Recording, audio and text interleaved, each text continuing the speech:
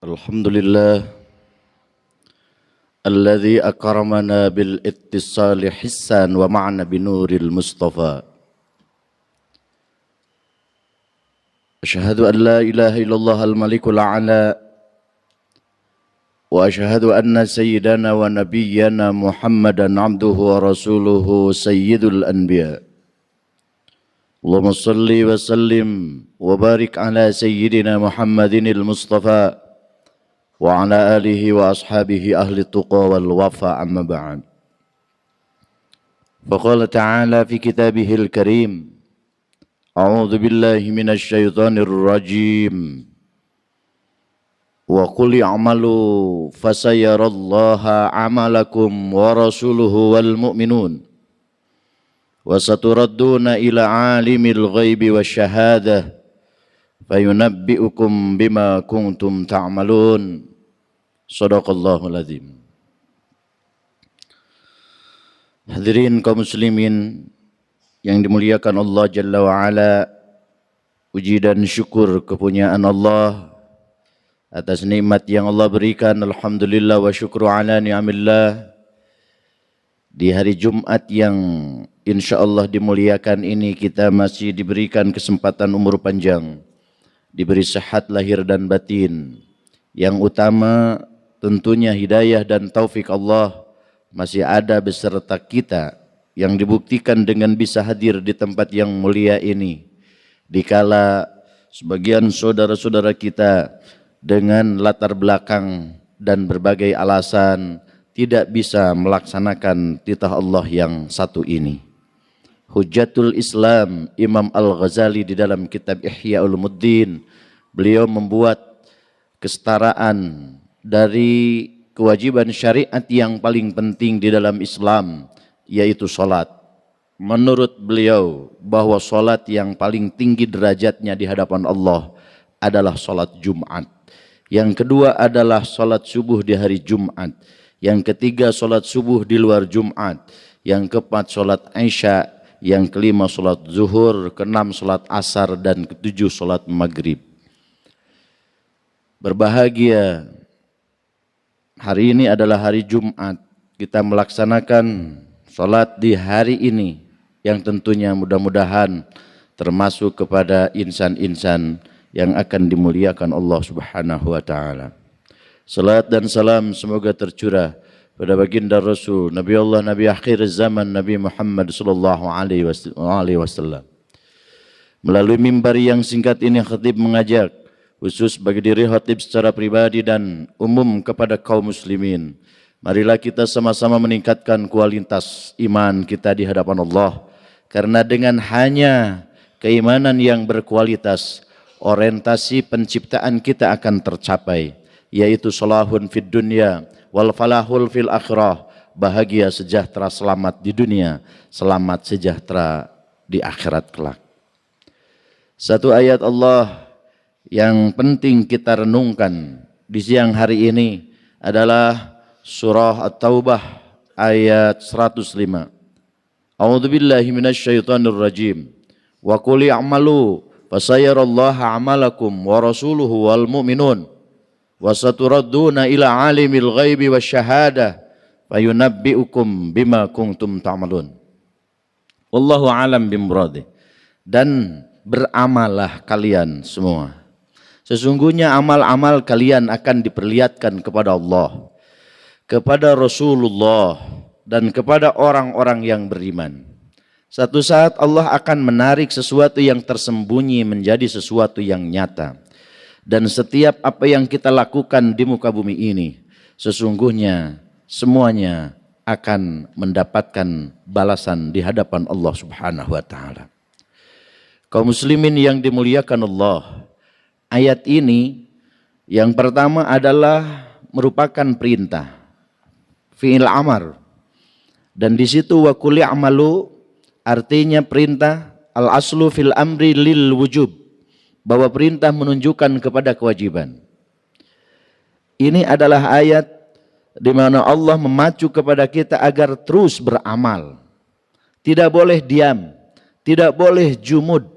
Hidup ini harus terus aktif, produktif, inovatif, dan terus maju ke depan. Tidak boleh ada mundur ke belakang. Jangan pernah ada putus asa. Wala tay'ashu mir rauhillah. Dalam situasi, kondisi, dan keadaan apapun, kita dituntut umat Islam untuk terus berpandangan maju ke depan, untuk senantiasa menggali, mencari formula dan rumus agar hidup ini tidak terhenti. Karena mundur ke belakang adalah merupakan kekalahan. Kaum muslimin yang dimuliakan Allah, adalah sunatullah. Manusia dihadapkan kepada dua amal yang akan kita lakukan. Pertama adalah amal hasanat, yang kedua adalah amal sayyiat. Dan Allah memberikan pilihan kepada kita sebebas-bebasnya. Jikapun kita akan memilih amal hasanat, hidup ini diliputi berbagai kebaikan, berbagai pelaksanaan ibadah yang menyenangkan tentunya. Bagi Allah, sesungguhnya Allah tidak untung. Dan ketika kita pun memilih amal sayyiat, setiap hari diisi dengan nirca, maksiat, durhaka kepada Allah, kepada manusia, bagi Allah sesungguhnya tidak rugi. In ahsantum ahsantum li anfusikum wa in asatum falaha. Setiap kebaikan yang kita lakukan akan kembali baik itu kepada diri kita. Dan setiap jelek yang kita lakukan sesungguhnya akan balik jelek itu kepada kita. Tidak ada sesungguhnya hidup ini ditentukan oleh orang lain. Tidak ada gara-gara orang lain hidup kita menjadi seperti itu, seperti ini. Tidak ada. Kalau kita mau berintrospeksi atas diri kita, sesungguhnya kebaikan dan keburukan, itulah sesungguhnya kerja kita. Kaum muslimin yang dimuliakan Allah Subhanahu wa ta'ala, dari dua amal ini kemudian akan diperlihatkan kepada Allah Subhanahu wa ta'ala, kepada Rasulullah, dan kepada orang-orang yang beriman. Di dalam hadis riwayat Imam Muslim yang diterima dari Abu Hurairah, beliau menyampaikan Rasulullah sallallahu alaihi wasallam, tu'aridul amal an-nas fi yaumil itsnain wal khamis 'ala Allah wa tu'radul a'mal 'ala an-nabiy sallallahu alaihi wasallam wa abai wa ummahati fi yaumil jumu'ah fa'abshirhum bil hasanat wa la tu'du bainahum. Rasulullah menyampaikan, sesungguhnya amal yang kita lakukan akan diperlihatkan kepada Allah Jalla wa'ala di hari Senin dan di hari Kamis. Rasulullah ketika ditanya, kenapa bersaum di hari Senin? Sesungguhnya ini adalah hari kelahiranku. Dan kenapa engkau berpuasa ya Rasulullah di hari Kamis? Sesungguhnya hari Kamis adalah hari di mana amal umatku disampaikan kepada Allah. Kasih sayang Rasulullah kepada kita, karena tahu amal umatnya akan diangkat di hari Kamis, maka beliau berpuasa untuk kita. Yang sesungguhnya demi Allah, kita sering lupa kepadanya. Kaum muslimin yang dimuliakan Allah Subhanahu wa ta'ala, Allah Jalla wa'ala adalah Tuhan kita. Allah adalah Rabbul Alamin. Allah adalah Rabbul Arshil Karim. Allah adalah Rabbus Samawati wal Ard, yang telah menciptakan dunia ini, yang telah menggulirkan siang dan malam. Siangnya adalah kepunyaan Allah. Kita gunakan siang itu untuk bekerja dengan tenaga, tenaganya adalah kepunyaannya. Kita pun bekerja di siang hari itu dengan ilmu yang kita miliki, ilmunya adalah kepunyaan Allah. Kita pun melihat bagaimana terangnya matahari di siang ini dan di siang itu, siangnya dan matanya serta pencerahannya dan penglihatannya semuanya adalah kepunyaan Allah. Allah yang telah menghidupkan kita, Allah yang telah membimbing kita, Allah yang telah memberikan kehidupan kita sampai saat ini, Allah yang telah memberikan rezeki kepada kita, Allah yang telah menahan diri kita dari berbagai hal yang kita tidak inginkan. Allah Tuhan kita.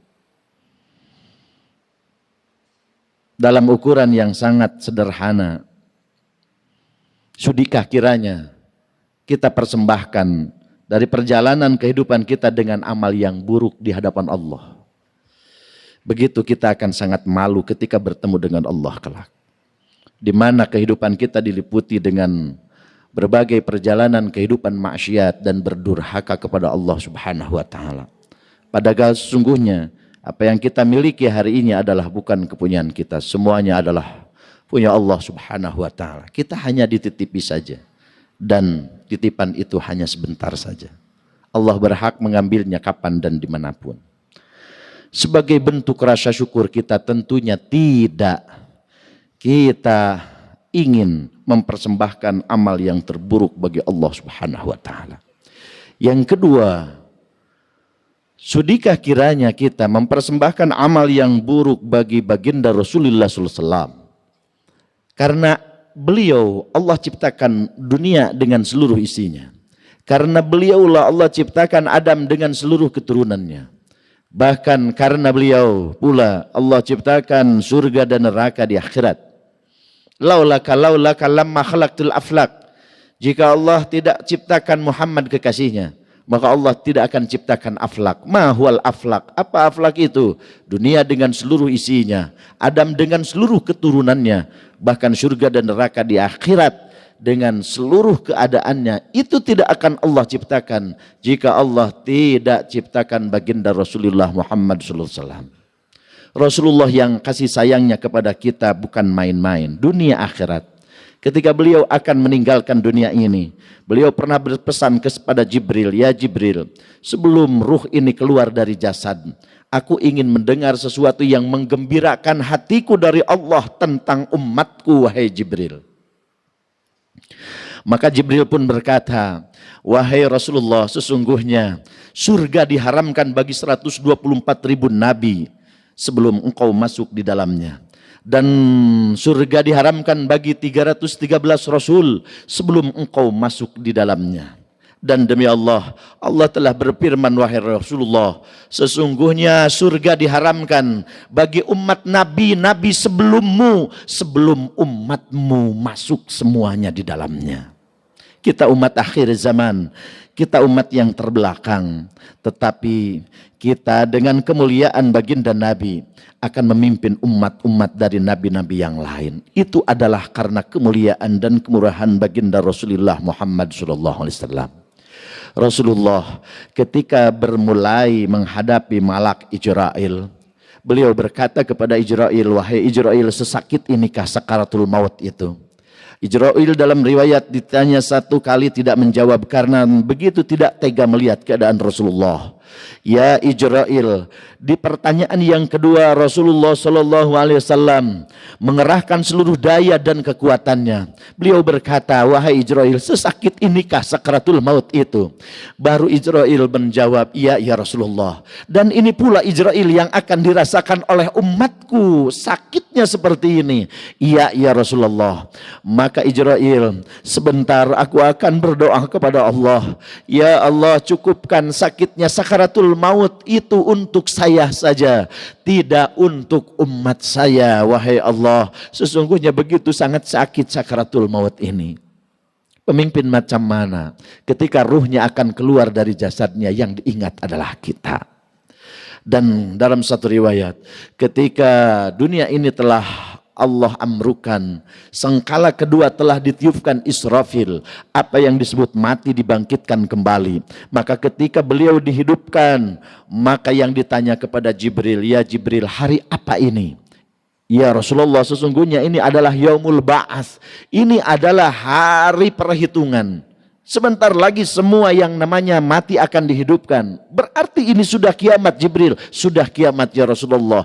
Berarti hari ini semua anak cucu Adam akan dibangkitkan ya Jibril. Iya ya Rasulullah. Akan menghadapi mahsyar semuanya ya Jibril. Iya ya Rasulullah. Kalau begitu kabarkan kepadaku ya Jibril, bagaimana nasib umatku wahai Jibril. Jika kita membaca riwayat-riwayat kasih sayang Rasul kepada kita, sudikah kiranya kita sebagai umat Islam, sebagai umat Nabi Muhammad akan mempersembahkan sesuatu yang jelek di hadapan beliau? Karena beliau kita diciptakan, karena beliau kita ada. Bahkan kasih sayang beliau dunia akhirat.